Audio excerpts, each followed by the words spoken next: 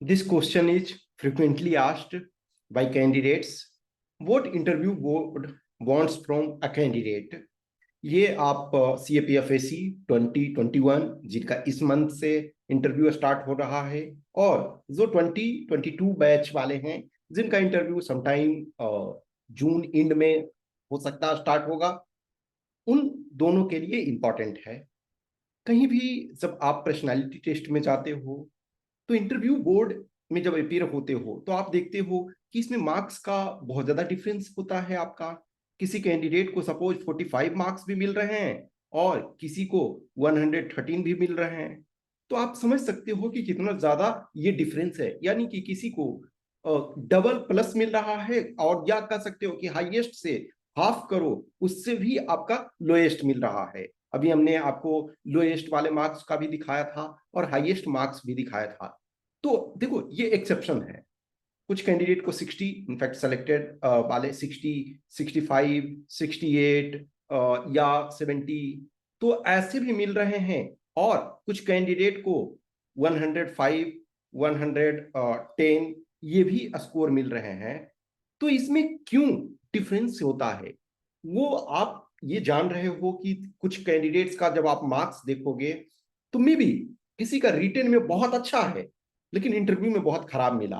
तो एक बात तो आप समझ सकते हो कि जो कैंडिडेट रिटेन में बहुत अच्छा कर रहा है तो वो इतना खराब कैंडिडेट तो नहीं है कि जो इंटरव्यू में बहुत खराब मिल जाए।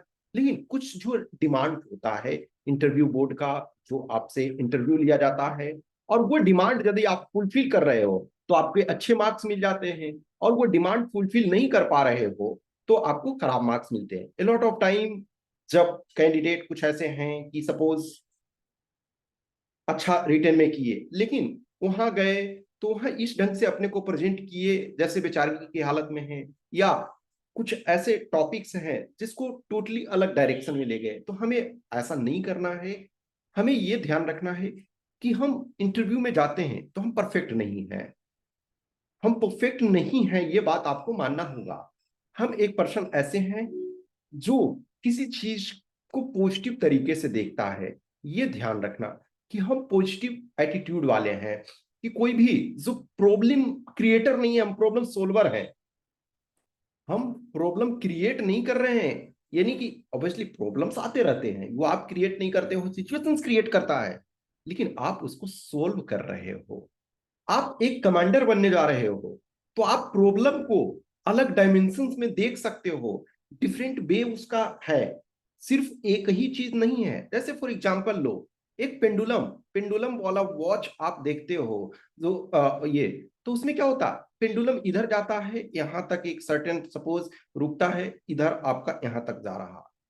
तो एक सपोज इस डायरेक्शन में जा रहा तो कोई ये देख रहा है कि इधर जा रहा है, कोई दूसरा ये भी देख सकता है कि अब इधर जाने के लिए ये एनर्जी गेन कर रहा है। तो ये अलग तरीका है।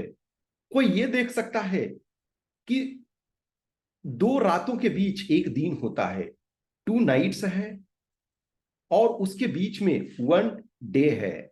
और कोई ये देख सकता है कि 2 डेज के बीच में एक नाइट है। तो डिफरेंस है, डेज के बीच में नाइट है। कोई ग्लास को हाफ फील्ड देख सकता है और कोई हाफ एम्प्टी देख सकता है, और कोई फुली फील्ड देख सकता है कि ग्लास तो फुल फिल है लेकिन हाफ वाटर से और हाफ एयर से। ये जो फर्स्ट टाइम एक्चुअली, जब तक मैं इसके पहले शायद मैंने ये ध्यान नहीं दिया था, या जो भी है जीवन में, कि आइदर दो चीजों को जानता था, आइदर ग्लास हाफ फिल्ड और आइदर ग्लास हाफ एम्प्टी। तो जब मैं नरेंद्र मोदी जब प्रधानमंत्री बनने के लिए इनका हुआ कि अब इनका नाम शायद प्रपोज किया जाएगा, उस समय मैं एसआरसीसी में था। तो 2013 में शायद फेब 2013 में, फेब 13 में, वो 2013 में वो आए थे एसआरसीसी, तब मैं वहाँ का स्टूडेंट हुआ करता था। तो वहाँ के ऑडिटोरियम में उन्होंने बहुत अच्छा एक्सपीरियंस वो था कि वो जब डाइस पर बैठे हुए थे और जब उनको बोलने का टर्म आया तो उन्होंने पानी जो पिया हुआ था ग्लास, और हाफ उसको ग्लास में पानी था उसको लेकर के वहां गए। तो मुझे लगा कि शायद हो सकता है स्पीच देते देते जब वो बोलते बोलते और उस ग्लास से पानी पिएंगे, लेकिन वो एक मैसेज के तौर पे वो ग्लास ले जा रहे थे कि कुछ लोग सोचेंगे, जो पॉजिटिविस्ट हैं, जो पॉजिटिव एटीट्यूड रखने वाले हैं, जो ऑप्टिमिस्टिक हैं, वो देखेंगे कि ग्लास हाफ फिल्ड है, और जो पेसिमिस्ट हैं वो देखेंगे कि ग्लास हाफ एम्प्टी है। मैं तीसरे प्रकार का व्यक्ति हूं, जो ये देखता हूं कि ग्लास तो पूरा भरा हुआ है, आधे पानी से और आधे हवा से। तो वो माननीय श्री नरेंद्र मोदी जी आज जो वर्तमान में प्रधानमंत्री हैं, तो उस समय जब वो अभी प्रधानमंत्री नहीं बने थे, मीन्स 10 years बैक, ये उन्होंने उस चीज को, तो यही है कि क्या उस ढंग से हम चीजों को देख पा रहे हैं। और यदि आप देख पा रहे हो तो बिलीव मी, आपको मार्क्स अच्छे मिलेंगे, और कोई भी आपको इससे नहीं रोक सकता है। कोई इंटरव्यू बोर्ड में जो भी गए हुए हैं वो आपको रोकने के लिए नहीं है। यस, ये रिलेटिव परफॉर्मेंस है सब कैंडिडेट का। सोचो, जस्ट एक हम हाइपोथेटिकल कंडीशन लेते हैं कि वो सबको भी बहुत अच्छे मार्क्स दे दें पर्सनालिटी टेस्ट में, मान के चलो ऐसा हो कि सबको वो 100+ दे दें, फिर भी क्या सारे सेलेक्ट होंगे? नहीं, सेलेक्ट वही होंगे ना जिनका जो रिटन पार्ट है और पर्सनालिटी टेस्ट है, दोनों मिलाकर के होगा। अभी एक ये अच्छी चीज है ना कि हम रिटन का मार्क्स नहीं जानते हैं एग्जैक्ट। हाँ, आप रफ में हर कैंडिडेट अपना कैलकुलेट कर लेते हैं कि हमारा इतना मार्क्स करीब आ रहा होगा। जो जिन लोगों ने सपोज पेपर 1 में शायद जहां आप परफेक्ट पता है कि ये क्वेश्चन का आंसर ये है, तो आप एग्जैक्ट उसमें कैलकुलेट करते हो। लेकिन सपोज 2-3 क्वेश्चन ऐसे होते हैं जिसका एग्जैक्ट आंसर यूपीएससी ही बताती है, तो हम नहीं कर सकते हैं। पेपर 2 में जिन्होंने टेस्ट लिखा है, या जिनको अपना भरोसा है, या जिन्होंने सीएससी वगैरह का मेंस दिया हुआ है, तो उनको लगता है चलो इतने आएंगे, तो उनको पता है। लेकिन यूपीएससी रिलीज नहीं करती है पहले, ताकि किसी भी कैंडिडेट को ये ना लगे कि हमारा खराब मार्क्स आया है या हमारा अच्छा मार्क्स। यदि किसी का सपोज खराब मार्क्स भी रिटर्न में है, खराब का मतलब ये नहीं है कि एकदम, आप एटलीस्ट मिनिमम वो स्टैंडर्ड डिजर्व करते हो तभी तो आप रिटर्न क्वालिफाई हुए हो। कुछ हो सकता है बहुत सारे अच्छे कैंडिडेट जो फिजिकल मेडिकल में बाहर हो रहे हैं। तो जब भी आप इंटरव्यू का मौका मिलता है, आपको बेस्ट अपना देना है, आप प्रॉब्लम सोल्वर हो। तो जो इंटरव्यू बोर्ड है वो आपसे परफेक्शन का आशा नहीं करती है, वो एक ऐसे कैंडिडेट से आशा करते हैं कि जो पर्सन हो वो पॉजिटिव सोच वाला हो। यदि किसी प्रॉब्लम को दिया जाए तो उसके डिफरेंट डायमेंशंस को वो देख सके, किसी प्रॉब्लम को दिया जाए उसके कुछ सॉल्यूशंस बता सके, कुछ सिचुएशंस दिया जा रहा है उस पर वो रिस्पॉन्ड कर सके, और वो रिस्पॉन्स जो होना चाहिए वो वेल थॉट होना चाहिए, रैंडम वो नहीं होना चाहिए कि हाँ आंसर कुछ भी क्वेश्चंस है तो कुछ भी हम बोल दिए, नहीं, उसके पीछे एक लॉजिक होना चाहिए। जो आंसर है वो लॉजिक होना चाहिए।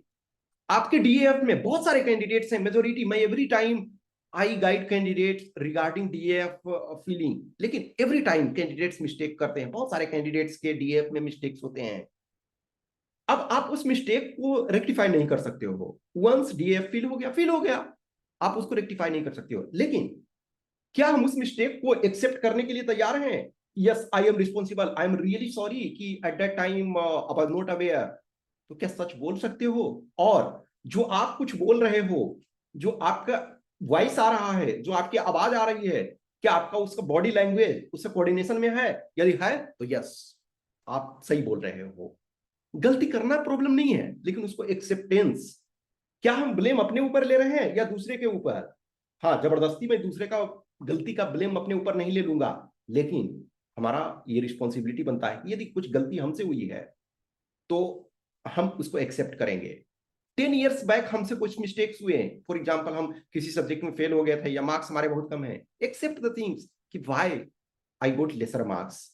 या किसी कोई अचीवमेंट हुआ है, आप उसको एक्सप्लेन करो।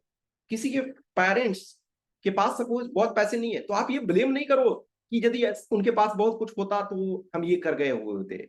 उनकी जो क्षमता थी, हर पेरेंट्स जो है अपने बच्चे को बेटर चीजें प्रोवाइड करते हैं। तो आप इन चीजों को देखो, कोई भी सिचुएशन है, आपका क्या आंसर लॉजिकल है, वो आपसे जानते हैं। सपोज कोई सिचुएशन ऐसा दिया गया जिसमें एक्चुअल में एक्सपीरियंस की रिक्वायर्ड होती है आंसर देने के लिए, लेकिन एक्चुअल में वो भी जान रहे हैं कि आपके पास एक्सपीरियंस है या नहीं है। मान के चलो कि आपने वर्क किया हुआ है, तब तो एक्सपीरियंस है। यदि आप फ्रेशर हो या आप सेकेंड थर्ड अटेम्प्ट वाले भी हो, लेकिन आपने रियल में कहीं जॉब नहीं किया है, तो आपके पास एक्सपीरियंस नहीं है, प्रैक्टिकल एक्सपीरियंस। लेकिन थ्योरेटिकल एक्सपीरियंस तो है। आपने इस एग्जाम के प्रिपरेशन के ड्यूरेशन में तो बहुत कुछ पढ़ा, आपने न्यूज की एडिटोरियल पढ़े, न्यूज़पेपर आया, वो लास्ट आप सपोज 1 ईयर में आपने कभी ना कभी एडिटोरियल पढ़ा होगा, कभी ना कभी आपने बुक्स पढ़ा, तभी आप क्वालिफाई हुए हो। उन एक्यूमुलेटिव एक्सपीरियंस पे क्या उनको सेटिस्फाई कर पा रहे हो? परफेक्ट की जरूरत नहीं है, लेकिन जो आप हो वो शो कर रहा है। आपने डीएएफ में जो लिखा, हमेशा आप देखोगे कि लॉट ऑफ टाइम में बोलता हूं कि डीएएफ में कम हो कंटेंट कोई प्रॉब्लम नहीं है, लेकिन जो कुछ है क्या उसको आप जस्टिफाई कर रहे हो?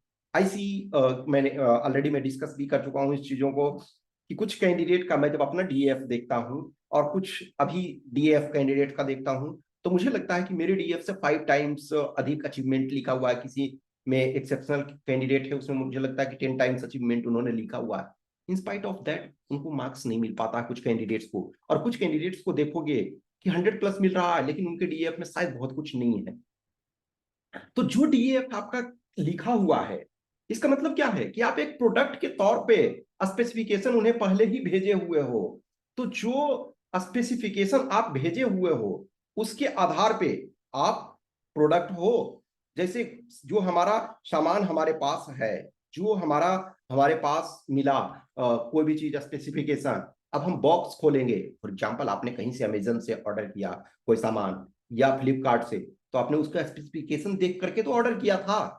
तो आप तो ये इमेजिन कर रहे हो कि हमारा ये स्पेसिफिकेशन प्रोडक्ट का है। जब आपने प्रोडक्ट खोला तो वो स्पेसिफिकेशन फुलफिल ही नहीं कर रहा, क्या आप उस प्रोडक्ट को एक्सेप्ट करोगे? नहीं, उसको रिटर्न करते हो। तो यहाँ क्या है, उन्होंने आपके जाने से पहले आपका डीएफ देखा, या अपने आप में डिस्कस की कि अबर जो ये लड़का आ रहा है, ये लड़का तो बहुत अचीवमेंट किया हुआ है, 22 ईयर्स एज है, और इस आधार पे तो बहुत, जब आपने बोलना स्टार्ट किया तो वो समझ गए कि गोला दे रहा है, तो उस केस में आपको कम मार्क्स। लेकिन किसी ने बहुत कुछ नहीं लिखा हुआ है, लेकिन जो उन्होंने पूछा उससे बढ़कर के उसने बताया, तो उसे मार्क्स मिलते हैं। तो आप जो भी हो, ओरिजिनल हो, आप अपने को ओरिजिनल रूप में प्रेजेंट करो। कहीं मिस्टेक्स हुए हैं एक्सेप्ट करो, हम्बली एक्सेप्ट करो। जो डीएफ में है वो प्रोडक्ट को आप अपना डिलीवर करो। आपके पास एनसीसी है तो आप एनसीसी के बारे में बताओगे ना। डिसिप्लिन आपने सीखा, आप लीडरशिप क्वालिटी में कभी रोल में रह चुके हैं, आपको लीडरशिप क्वालिटी बताना होगा। आप किसी एरिया से बिलोंग करते हो, वहां रहे हो, तो वहां के बारे में चीजों को बताना पड़ेगा। तो जो कुछ है डीएएफ आपका, वो आपका एक आईना है। उस डीएएफ के आईने में अपने को देखो और वो अपने को प्रेजेंट करो। आपने लिखा कि इंटरनेशनल रिलेशन हमारा इंटरेस्ट है और पाल्मस्टन डिक्टम नहीं जानते हो, तो फिर ये प्रॉब्लम है। आप ये बोलोगे कि मैं मूवी देखता हूं, या मुझे सॉन्ग सुनने का हिंदी या जो भी अपने लैंग्वेज का है शौक, और उस टाइप के चीजों को पूछते हैं, आप उसको जवाब नहीं दे पाते हो।